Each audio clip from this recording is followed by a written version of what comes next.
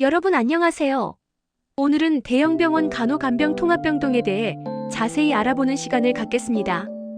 간호간병통합병동은 환자와 가족 모두에게 중요한 변화를 가져다주는 시스템인데요. 과연 어떤 장점들이 있을까요?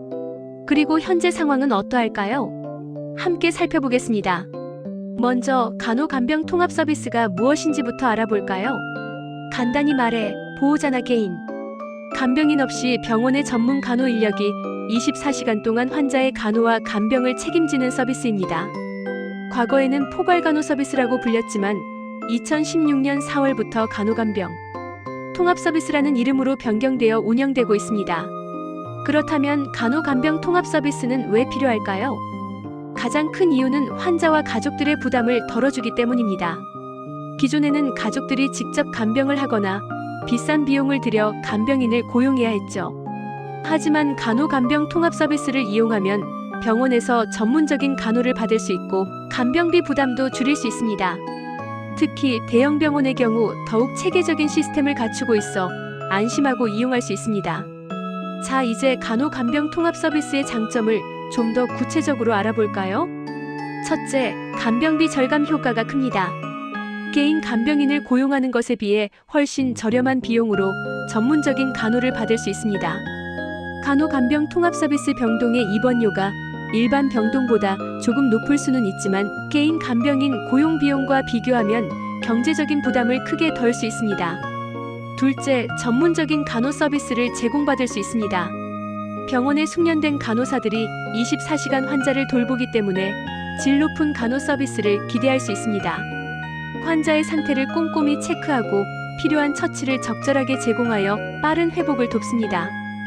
셋째, 감염 예방에 효과적입니다.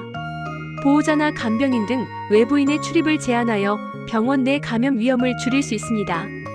면회 시간 외에는 외부인의 출입을 엄격히 통제하고 철저한 위생 관리를 통해 환자들이 안심하고 치료에 집중할 수 있도록 돕습니다.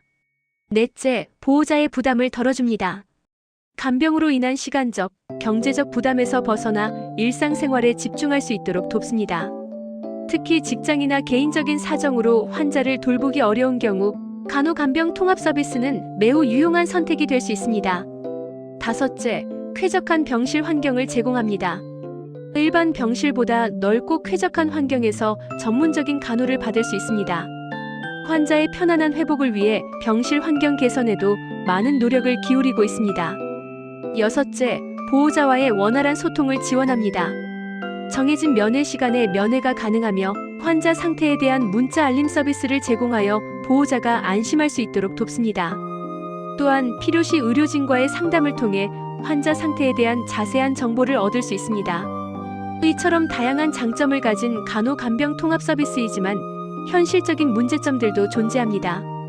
어떤 점들이 있을까요? 첫째, 경증 환자 위주로 운영되는 경향이 있습니다. 간호간병 통합병동이 경증 환자 중심으로 운영되다 보니 실제로 간호와 간병이 더 필요한 중증 환자는 혜택을 받기 어렵다는 지적이 있습니다. 중증 환자를 위한 전문적인 간호 시스템 구축이 필요합니다. 둘째, 간호 인력 부족 문제가 있습니다. 간호간병 통합 서비스를 운영하려면 추가적인 간호 인력이 필요하지만 현재 간호사 수급에 어려움이 있습니다.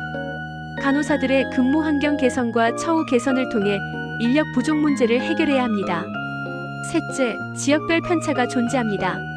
간호사 수급 문제가 수도권에 집중되어 있어 지역별 서비스 확대에 어려움이 있을 수 있습니다. 지역 간 균형 있는 서비스 제공을 위한 정책적인 지원이 필요합니다. 넷째, 제도와 현실의 괴리가 있습니다. 일부 간호사들은 간병을 자신들의 업무라고 생각하지 않는 경우가 있어 제도와 현장의 간극이 존재한다는 의견도 있습니다. 간호사들의 인식 개선과 교육을 통해 간병 서비스의 질을 높여야 합니다. 다섯째, 중증 환자를 기피하는 경향이 있습니다. 일부 병원에서 중증 환자의 간병 부담 때문에 입원을 꺼리는 경향이 있습니다. 중증 환자를 위한 수가 현실화와 지원 정책 마련이 필요합니다. 이러한 문제점들을 해결하기 위해 다음과 같은 개선 방안들이 논의되고 있습니다. 첫째, 간호 인력 확충이 시급합니다.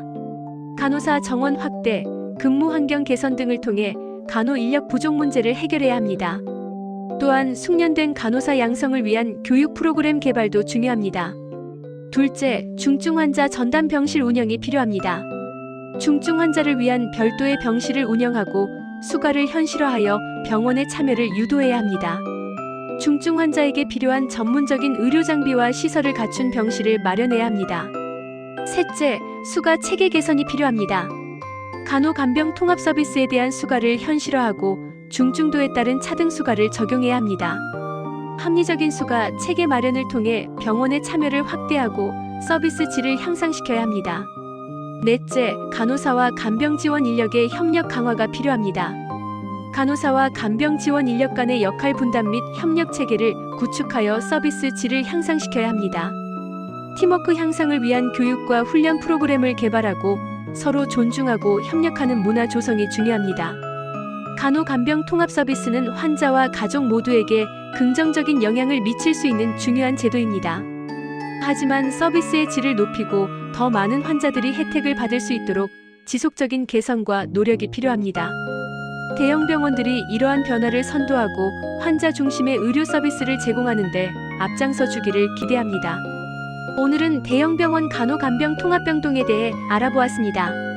여러분의 건강한 삶에 도움이 되셨기를 바랍니다. 감사합니다.